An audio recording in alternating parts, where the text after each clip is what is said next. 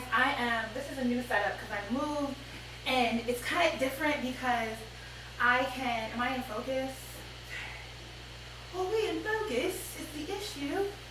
Huh, should have moved that. Let me get up and move this so I can see the comments in live time.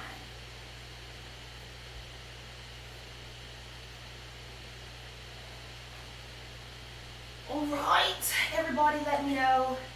Can you hear me? We have a different mic setup. We have a different camera setup. Everything is different. It's all so different. But I think everyone can see me. Alright, so I moved this past holiday weekend. I'm still in Charlotte. I just moved to a different apartment building because, girl, my last one was a mess. It was a whole mess. I'm going to look at the camera since that's what's putting me in. And YouTube Black is on Monday, and I'm traveling tomorrow before I get to YouTube Black, so I don't really have time to get a proper video done before I end up putting up a get ready with me, and I'm kind of like, girl, these get ready with me's be paying the bills, but bitch, don't nobody wanna, there is a noise. What's the noise? I don't know. I can move my mic, but the noise is probably just my laptop. It's loud. Let me plug it and see. And YouTube Black is on Monday, and I'm traveling tomorrow before I get to YouTube Black. Oh, you know why? Hold on.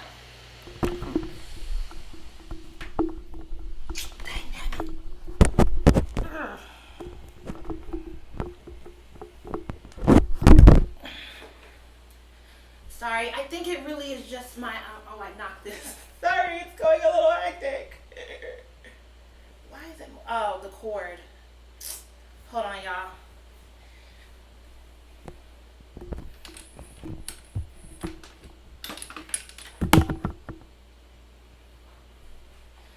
Sorry, the cord knocked everything out the way, and now my mic is in view.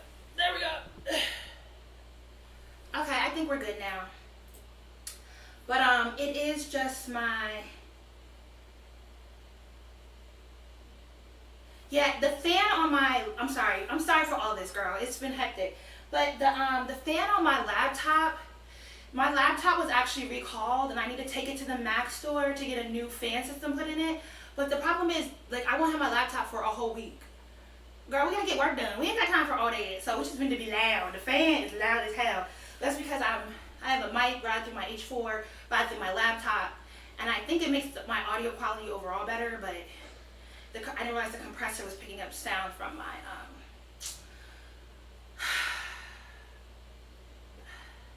Well, thank you for watching an ad for me. I appreciate you. Okay. As always, you can donate some coin through the ad. Oh, actually, don't worry about donating coin. To the live video. You can become a Patreon where I am posting exclusive content. I actually need to record a podcast episode tonight, and I'm going to do an exclusive video for certain tiers of my Patreons. Can you see my pretty, where's the branding at? Oh, goodness. But let's get into this 2019 debate. I'm looking behind the camera at my computer screen because I look cute. Don't you like my hair? I colored it myself yesterday and got it cut yesterday. Alright, so let's just discuss the 2019 Democratic debate. We're going to try and not make this a 3-hour long video. It's funny because on YouTube, my video is like 15 seconds delayed from what I see on OBS. Alright, but let's discuss this Democratic debate. So this is the 4th Democrat debate that's happened, and I've been meaning to get around to doing a video on it, but there are just way too many Democrats in the primaries right now, and I am legitimately waiting for some of them to drop out. Like, there is no reason for me to have to discuss Klobuchar.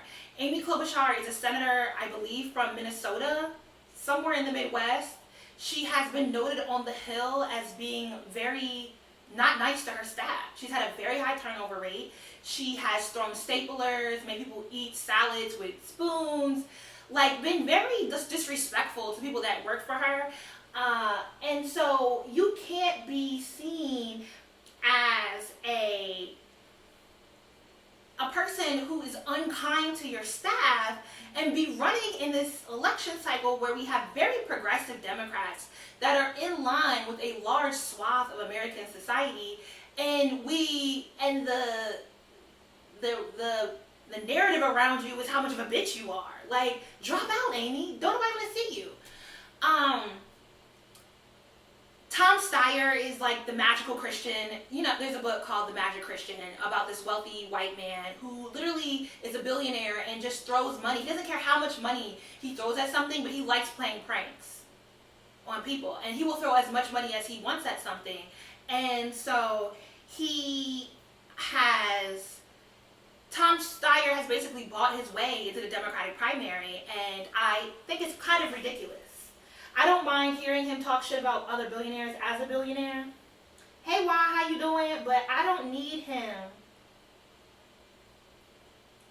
to be in this election. Then who else is, okay, that's two. Tulsi Gabbard in the white suit. The white suit was fly, and that's the only nice thing I have to say about her. Drop out, Tulsi.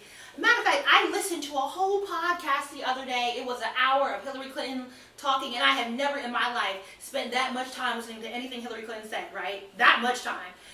All because Tulsi has been going at it with Hillary because Hillary made a comment on this Campaign HQ podcast about Russia priming a certain candidate in the Democratic election to be it's like sort of a mole, like they're priming a candidate to use in their campaign of disinformation. She didn't say any names, but it's kind of obvious it's Tulsi. And I don't understand, like, I almost think Tulsi's doing a disservice to her own positioning as a congresswoman from Hawaii. Like, are you going to get reelected after this, sis?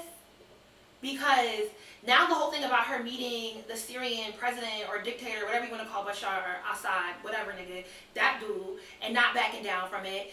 Her meeting with the Egyptian government with Dan Rohrachar, he's a Republican congressman who's pro-Russia. Like, Tulsi can't talk about fear-mongering or war-mongering, and she's out here meeting with dictators. Like, sis, get it together. Your foreign policy sucks too. All right, so that's 3 people. Now, who are the other 9? Pete Buttigieg, the gay white boy from the Indianas, he needs to drop out too. You're wasting our time. Nobody likes you. Go home, Pete. But I think maybe, you know, there are things that he addressed within the debates that we can talk about, I guess. Then there's Kamala. Does Kamala have black women supporters other than her family members and her line sisters? Because I want to know who is out here keeping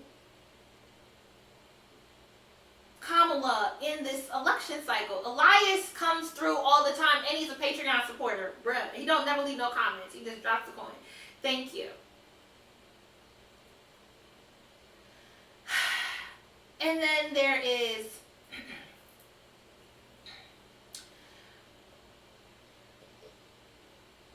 Andrew Yang with his universal basic income, the technocrat from California. You know, there are people that I will never be inclined to vote for, but I do think that they have a value in the election cycle. Most of the people that I thought brought value, even though I was not or had no intentions of voting for them, have now dropped out. I thought Jay Inslee was really good at bringing up the climate change conversation. I thought Gillibrand, who I was going to say is Gillibrand was really big on the women's rights movement, and I thought that was a very important conversation to have. But like outside of Bernie and Elizabeth, no one's really adding a whole lot of value in this conversation, and I would really just like to get down to the fact that we're going to have to battle it out between the two of them. And that's that on that, and I'm going to enjoy the shit out of that, because please push for all the progressive politics. All of them. They're going to suck being implemented, but in the same breath that we push for progressive politics, please vote down ballot. And this is what I did when I said, okay, I know I'm skipping certain candidates. O'Rourke, Beto is not going to run for Senate against John Cornyn because it's a very expensive election. And that speaks to my larger point that I do want to make about please pay attention to your local elections, especially if you live in a city with corporations headquartered there. in Seattle, Amazon is donating, I think it's in the Democrat primaries, for someone who espouses Republican rhetoric because they want to remove the socialists from office. And they make these elections very expensive. And so Texas, with all its corporate headquarters there, Cornyn running against him is, I think Cornyn's going to get reelected to the Senate. It's going to be a ridiculously expensive election. I understand why Beto is not running, even though I think he would be much more valuable in that race. I think he's an entire wash in the Democrat primaries. Julian Castro, my man is out here vying for VP status at this point. Not mad at it. And he gave there was one salient point that he gave at the debates, we'll talk about that I was with the shits on. Cory Booker, I have very legitimate, informed reasons for not seeing it for one Senator Cory Booker. But I want to remind you, he looks like a Q-tip and he's shaped like a church auntie, and that's why he ain't getting my vote. I'm going to stick with that because it's funny. Have you seen Cory Booker stand up? That nigga got a church booty on him. Then we have Bernie Sanders and Elizabeth Warren, who I essentially feel like the Democratic primaries is going to come down to the two of them. I would be surprised if it is anybody else. I don't see no reason for it. Okay?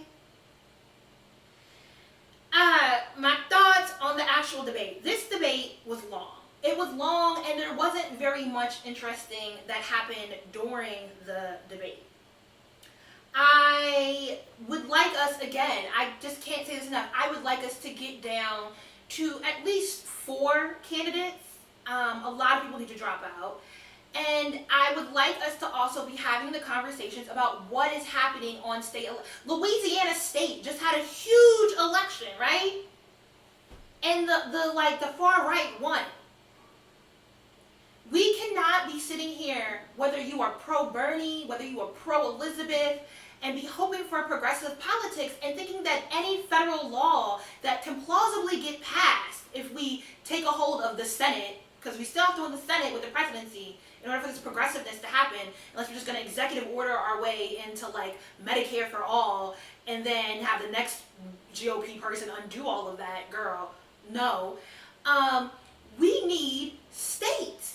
And I promise you, the conservative movement that is pro-Trump is preparing for the fact that we very likely can get Donald Trump out of office. Don't get your hopes up. I understand everyone who's saying they don't think Trump will lose the next presidential election. I don't care. I'm still going to fight. I want to chop that nigga in his neck. But FBI, don't come find me. Leave me alone. But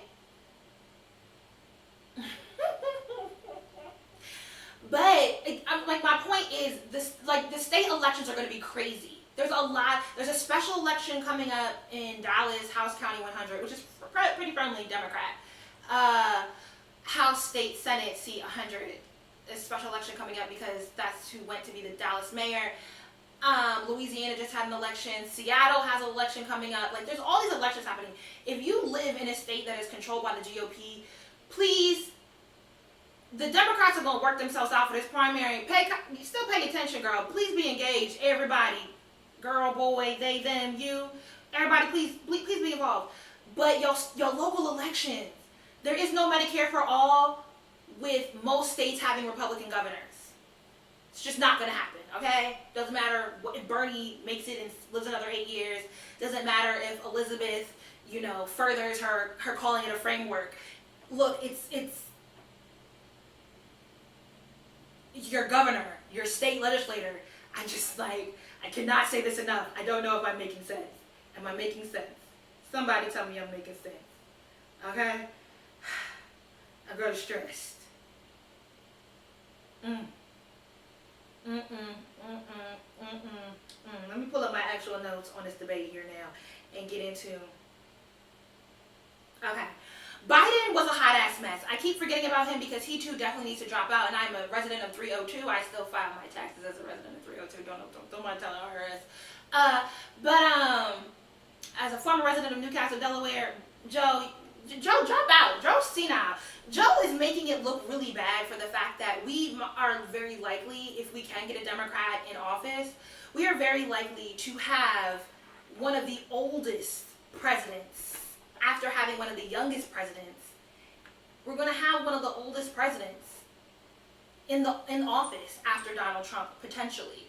And Biden and his senileness is not, like, it's like, even for those of us that are trying to get over the age hump and what that does mean for the criticalness of this position, it's just the fact that Biden gets up there and is a senile mess. He cannot keep a congruent train of thought going. He is antagonistic. He says things that are patently just not true. And it's a shit show. And it's embarrassing. And I do not think he properly handled being questioned about his son's involvement in whatever Hunter Biden actually did in Ukraine. And I do think that there is a way to flip that conversation and where he could have handled it very well, and he just entirely flopped. And it's like, I don't even want to see this train wreck happen. Like, if we are going to crucify Hillary Clinton for the crime bill of '94, yo ass ain't never apologized for writing that shit in the first place. Go home, Joe. I don't know what we're doing here. Alright, so the first question, one of the first questions that came up was asking about the Medicare for All rising taxes. Now, in this debate, and I think because Warren is coming out as a front runner, everyone but the person who was most likely to compete with her went after her. Like, Bernie and Elizabeth actually get along really well, which is why I think a primary between the two of them would be interesting, because neither of them are antagonistic towards each other. And I actually think that regardless of either one of them getting into becoming the candidate, I would probably enjoy a primary between them, because we would be able to have a much more fruitful conversation that really digs into the ideologies and the plans and the policies that they want to implement as president. And we would be able to kind of work out the critical areas we have against either one of them, essentially, and really work out, even if they were to not win the presidency, work out how we as a society push for these conversations so that we can take them and start implementing them on the state level. Okay? State, local, county politics. Hi! Did you not know what my most popular messaging is here? But they started off, everyone for the entire debate went after Elizabeth Warren. She is in the hot seat right now. And the question started off about, will she raise taxes? Now, the only person with this, to compare Elizabeth Warren really to at this point on a lot of things, is Bernie Sanders. And Medicare for All is Bernie Sanders' plan, right? He was the one that put this out there into the ether. He wrote the plan, right? And Elizabeth Warren co-signed it. At one point or another, several other candidates also co-signed it, though they have seemed to walk back on it. Pete Buttigieg, you were opportunist. Didn't even say that. I added extra syllable, my bad. Candidates have definitely walked back on their support of it. But who is this mini-me? Girl, go home.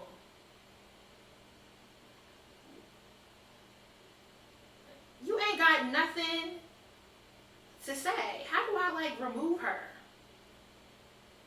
You aggy.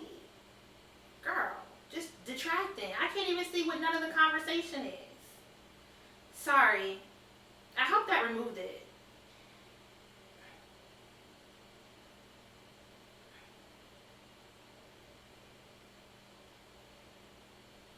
How do I, now you're taking up my time. Spam. Okay, did I take care of that? Let me know. Anywho, the only real person to compare Elizabeth Warren's take on the way that healthcare in America should go is Bernie Sanders, right? She has co-signed the bill that he wrote, and he has said, yes, it will raise your taxes.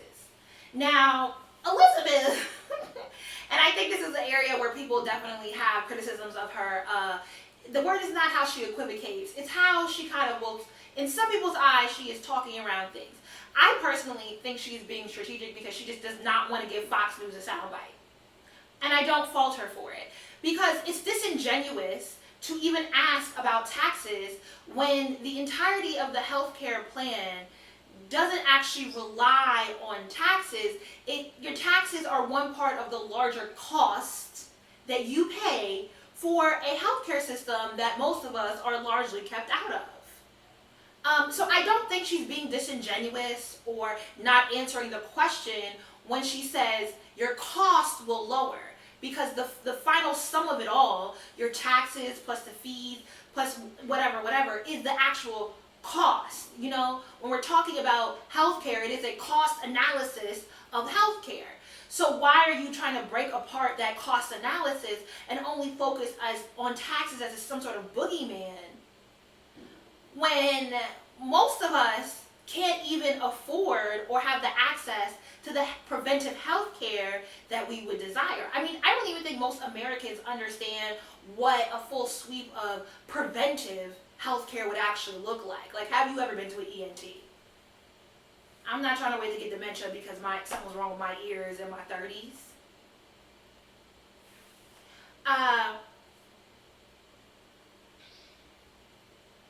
I'm about to block all you Yang people because you have nothing to offer. Nothing. Go away. And so I think we just spent a lot more time than we should have on that question, because Pete Buttigieg was trying to get a soundbite and prove a point that he did not have. And it was ridiculous. When they got into the gun buyback discussion, Castro and O'Rourke, and I feel like Castro a few times now has actually, he hasn't made digs at O'Rourke, but he has challenged O'Rourke, and I think that is because they are both, Castro's a former congressman, and O'Rourke is a current congressman in Texas, or from Texas. And so I think there's some sort of overlap in understanding and how each other politics intimately, because they both come from the same state and both sat in the House.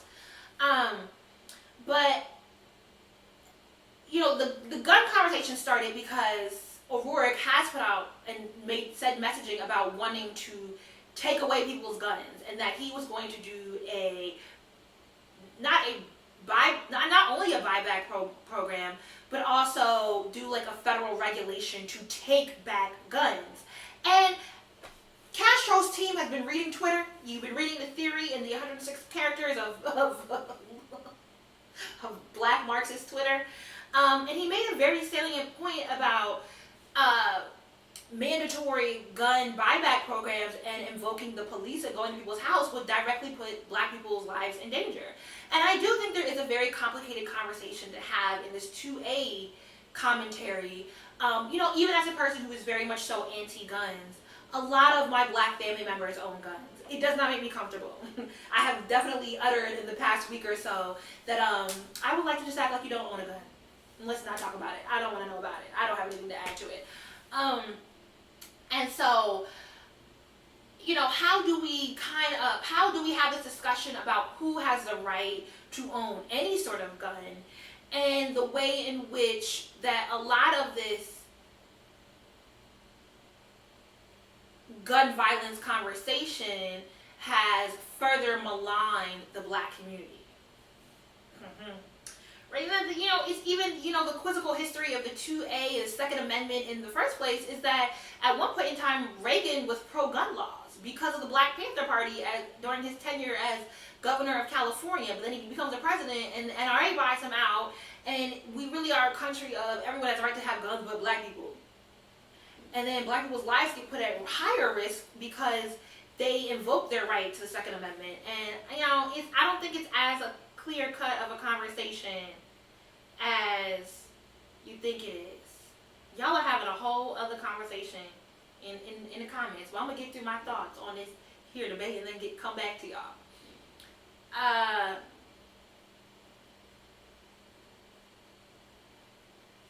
I think it's unfortunate that in this debate, because we spent so much time with everyone taking digs at Elizabeth Warren, that we didn't discuss climate change. We didn't really get into some of the trickier financial policy, particularly that's coming out of Elizabeth Warren's camp around student loan, kill Sally Mae. Cut that bitch's head off. Whatever euphemism you want to do to call navient, whatever they are, get rid of them. Everyone default on your student loans. Stop paying them hoes, because I want them to not make any money off of any of us. Let's all have bad credit together. Don't listen to me. Don't be like me.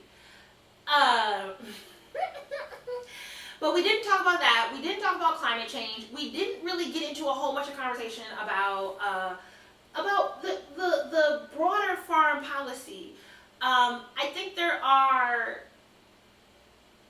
They spent a lot of time on Tulsi Gabbard and whatever she's about, but there is sort of a conversation that has to be had about, even though the progressive candidates are leaning towards this.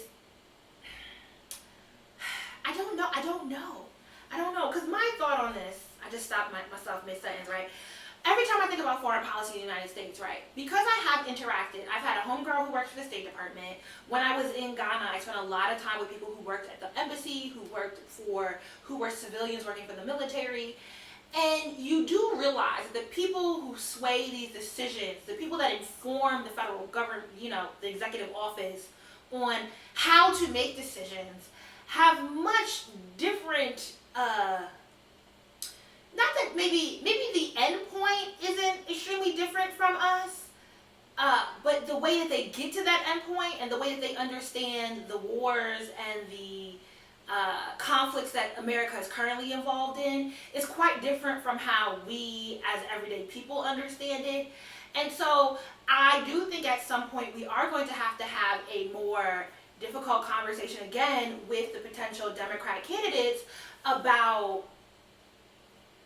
foreign policy, because as much as I am inclined to be like, yes, everything Bernie said about it, yes, whatever Elizabeth said about it, I think they're likely to change both of them once they get in office, and not because they are weak or feeble-minded people, but because of the way State Department and the military officials and the way all that sort of briefing goes, and when they get the full sweep of the complications of all that, I just don't think it's going to be as pro, get everybody out of there right now, and let's be humanitarian about it. I think there is blood on your hands as soon as you walk into that Oval Office. And I have been listening to a lot of The Intercept with Jeremy Sheikle. He has a podcast. It's on Spotify. Well, that's where I listen to it at. And it's fascinating. It's just the government is fucked. So that's all my thoughts on the debates. Let me now read all the comments you are having.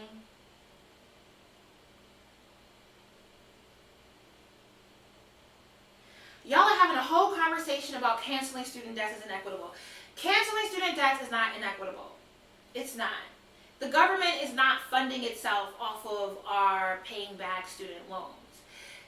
Prior to 1970 something, there was a cap on how much colleges could charge per year for tuition. And I think because a lot of our parents and grandparents experienced going to college at a point where you could pay for a semester by working one summer at McDonald's, that there is still this belief that somehow college is very accessible, even though for millennials on, college is extremely expensive and has put a lot of us in very crippling debt. What happens is that you have entire corporations that profit from managing that debt. The government and society does not profit from managing that debt. They pay a lot of fees to get that debt managed. And then what ends up happening is because people default and cannot pay their loans and their debt to income ratio is way too high, you have less money circling in the economy because we spend less money. I am less likely to go buy a home. I am less likely to buy a car. I am less likely to put my money back into the economy because even if I'm not paying my student loans and I'm not giving Navient that money, I'm still being crippled by a low credit score. So I think, first of all, when they're talking about cancel student debt, they're not talking about canceling private student loans, right? So if you took out a loan with Navient, with Chase, with any bank that was not a government loan, that's not a loan they're talking about canceling. They're talking about canceling federal loans, which is capped at like $20,000 per person anyway. So, we're not even getting into the sticks of what you owe to Sally Mae. They're talking about canceling like your Stafford loan, which is probably one of the smaller loans you have for your undergraduate degree. So no, I don't know why the conversation is coming up about student loans being unequitable, but that's not true. And I think there's part of this conversation is coming up because both Bernie and Elizabeth Warren have put out plans about canceling student debt. Now, Bernie Sanders wants to cancel student debt for everyone. Elizabeth wants to cancel student debt for everyone who makes under $250,000 a year. I would need that to be threaded out more. I don't know. I'm not an economist. I don't know why. My knee-jerk reaction is, yeah, cancel it for everyone. But I don't know. I would love to have an economist speak on the student debt.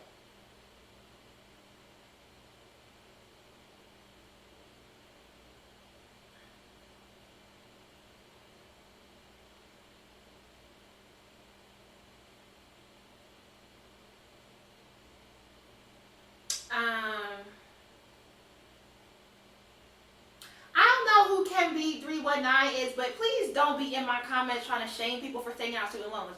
First of all, you cannot sit up here and shame black people for being in debt to go to school.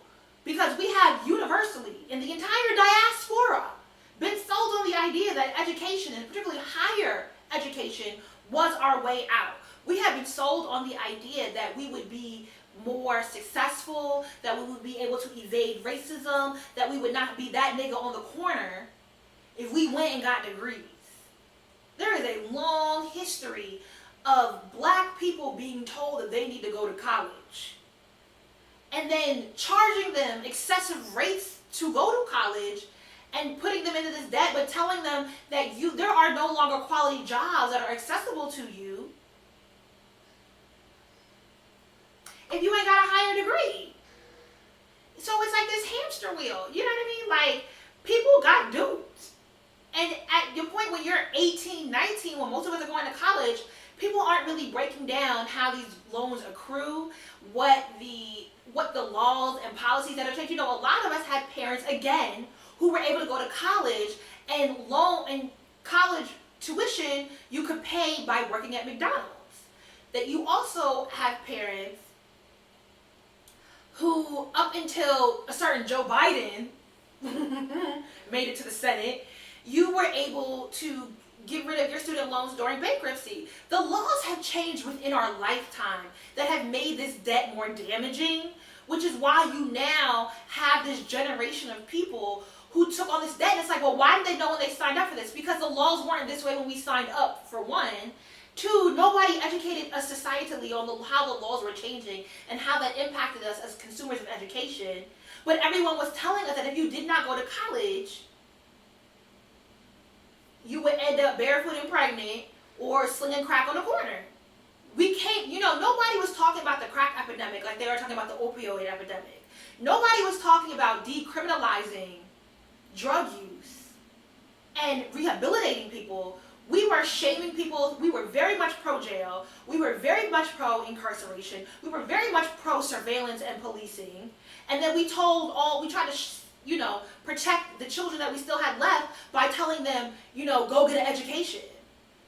So I feel like it's very disingenuous for any black person or anyone to participate in this conversation as if black folks are wrong for having student debt. Like, don't look at that shit in the vacuum. Don't do me.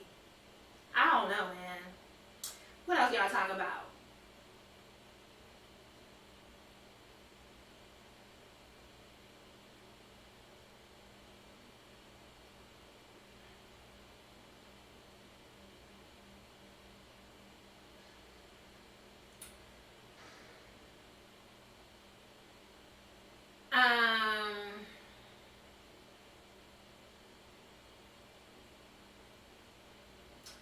I am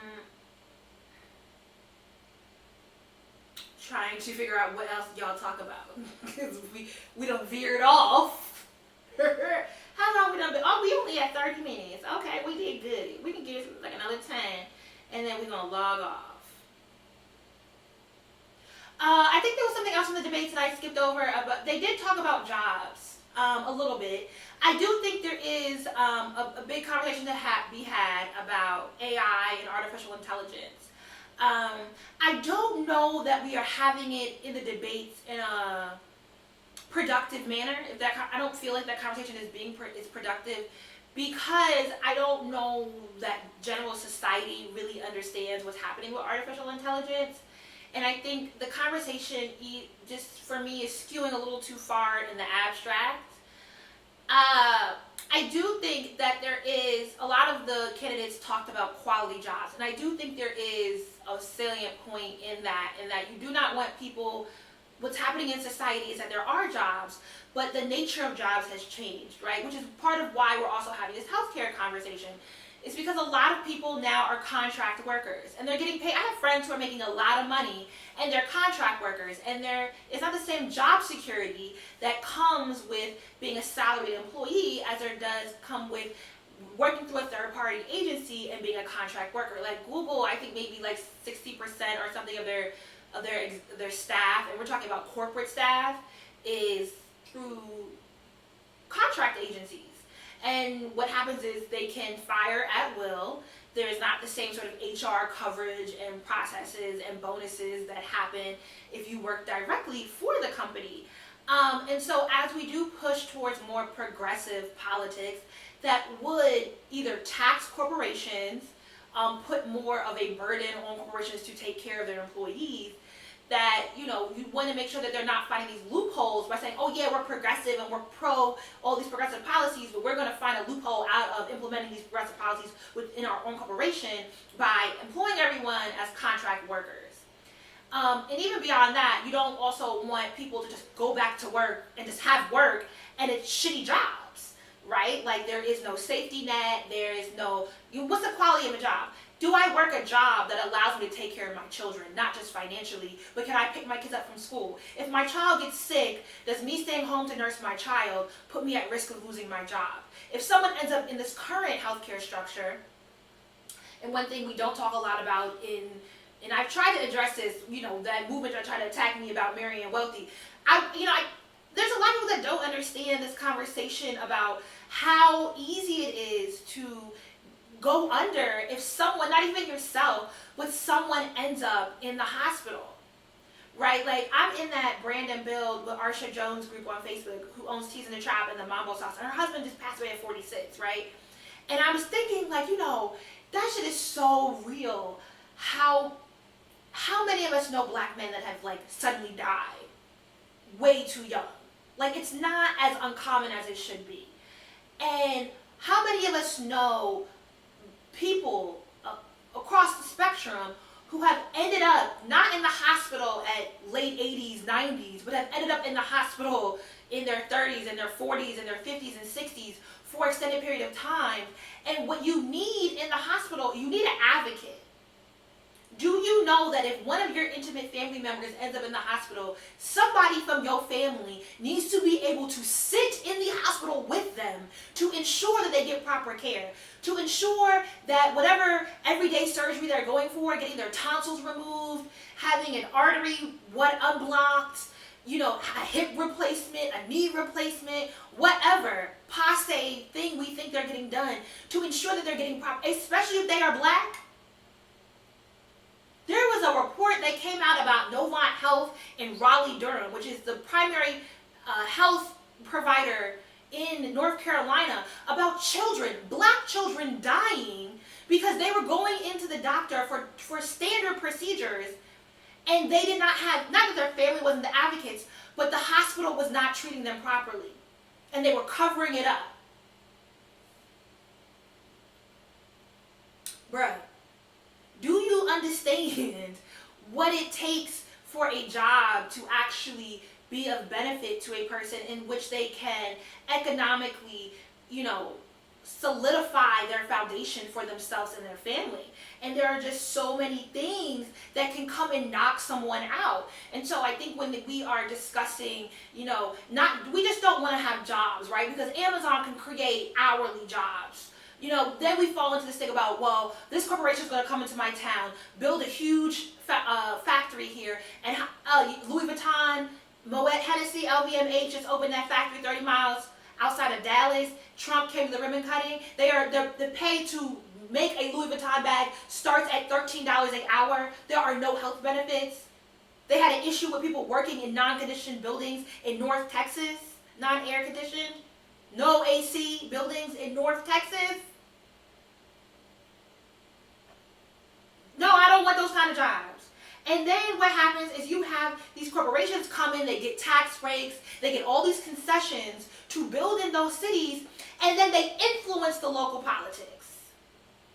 And then you wondering how you have whole states that have these archaic, asinine-ass laws, and no black people in the state house or state legislature. Why? Girl, like things don't happen siloed out. There's this entire web. So I get that part of the discussion.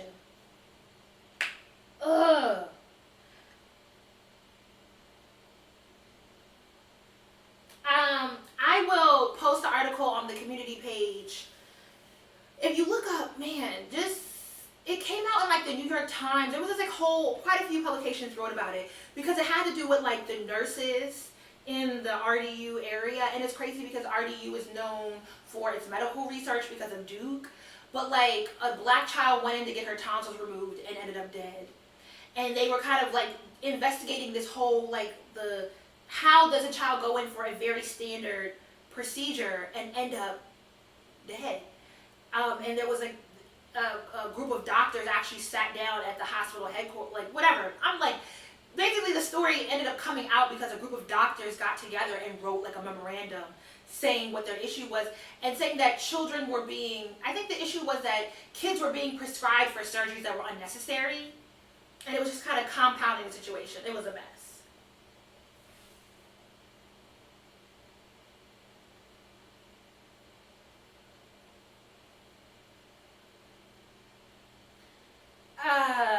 What are y'all talking about?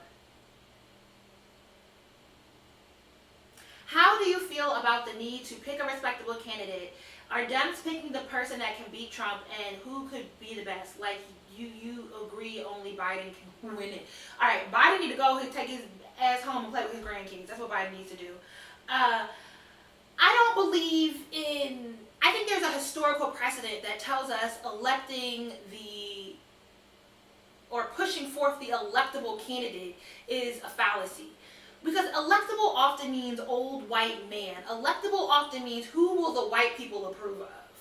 Electable very rarely means what will black people, what will women, what will the youth, what will people of color, what will black people. It rarely means who is of interest to us. It never means who is of interest to the Muslim communities, who is of interest to the black women, to the LGBTQ plus community. It is almost always about who is speaking to whites and at least to older Americans.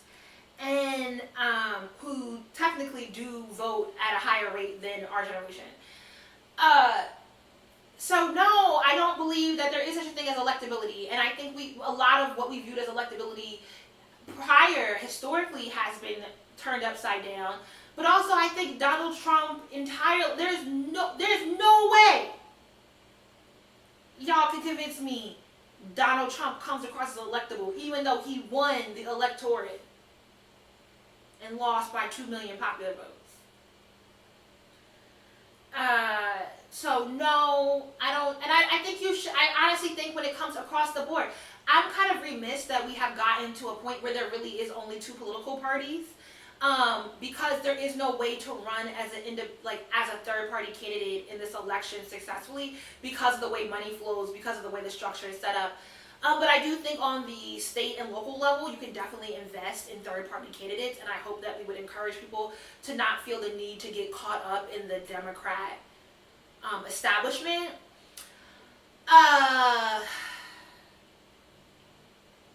But no, even like when you look at the history of it, there's always, for all that, shouldn't have John Edwards been president or something? Shouldn't have John Kerry been president? It's like, just vote for the people whose politics align with you. Vote for the people who are speaking to the issues that matter to you. And I would really hope that what matters to you is nothing that puts inconveniences, that oppresses other communities, right? I think this whole idea about the gay agenda is just so, like, girl, why are you pressed?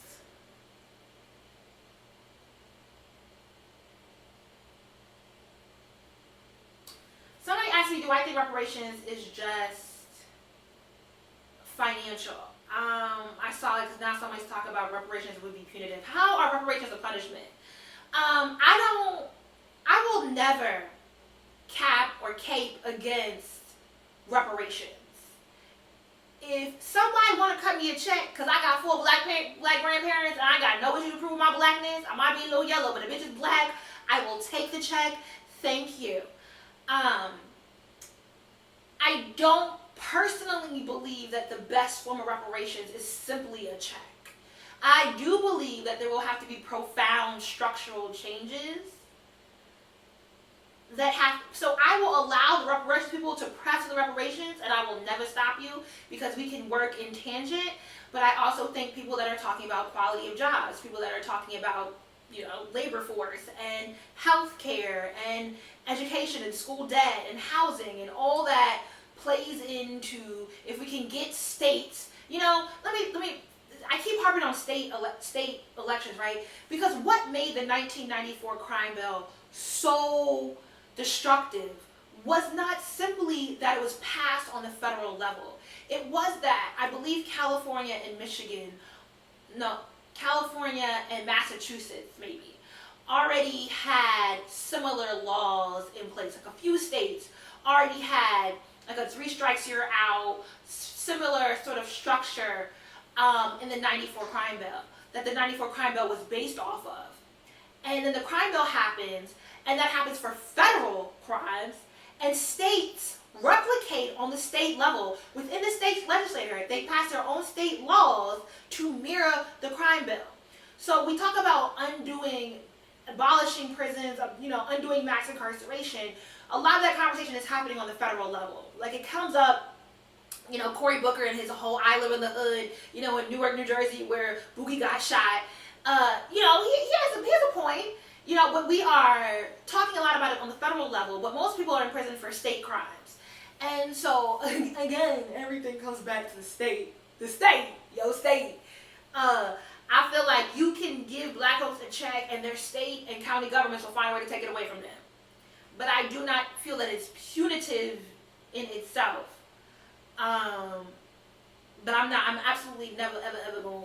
I think there are ways for me to get the systematic changes that I would need to see in order for me to feel like reparations could truly have a beneficial impact on the black community, while people also work towards, without me blocking them, work towards the cash reparations, which is a very important component of reparations. The sun is setting, so we're about to have to end this.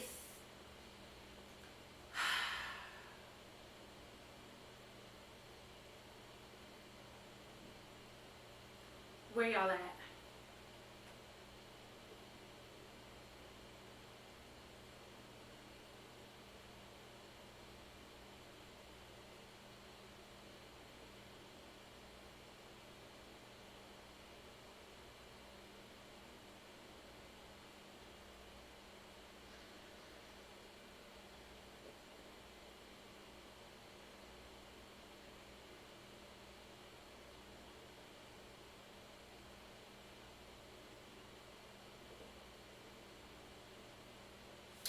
I don't even know where y'all that one is.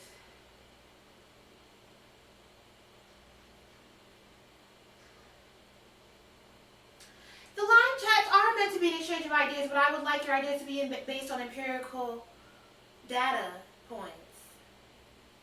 Like, just don't type out messaging and then be mad when I come with the historical narrative to back up my viewpoint.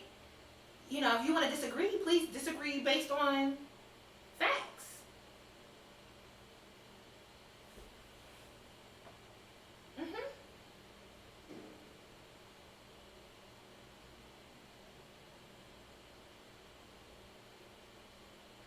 Okay, I'm trying to see, like, how much have I missed? I don't. Why is anyone talking about gay reparations? When are y'all coming up with some of this stuff at? Where is this at? All right. I think I've covered everything. I think I need to get on to doing other videos at this point.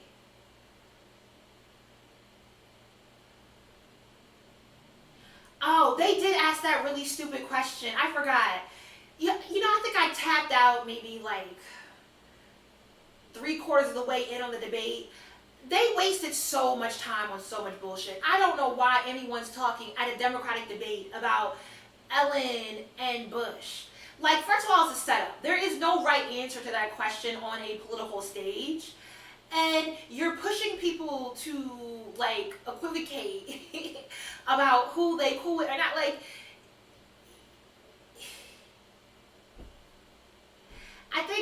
I don't think it makes someone less of a progressive because I'm living it, so it's factual. Okay, anecdotal facts. Thank you. Um, yeah, I think it's a waste of time to try to get any Democrat candidate, no matter how progressive leaning their policies are, to speak out on a presidential campaign against a former president that's not Donald Trump.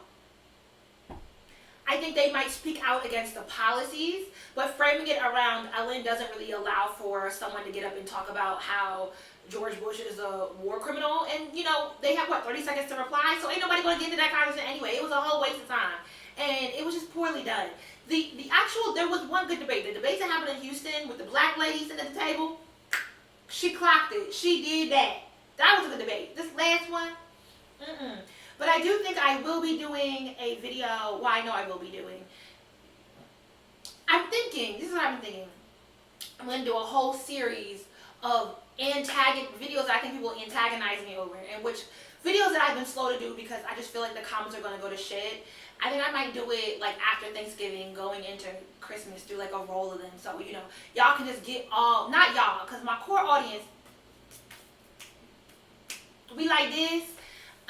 But, you know, people that find me and just want to comment based off of the title, that type stuff, yeah, I think I'm going to do that. So, I do want to do a video on Elizabeth Warren, but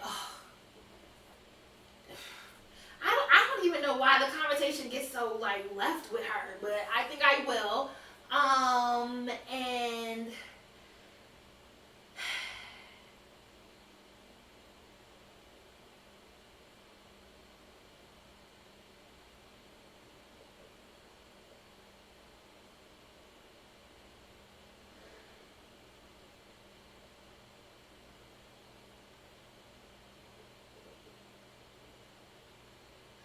what is somebody saying? They're referring to the Refund Equality Act.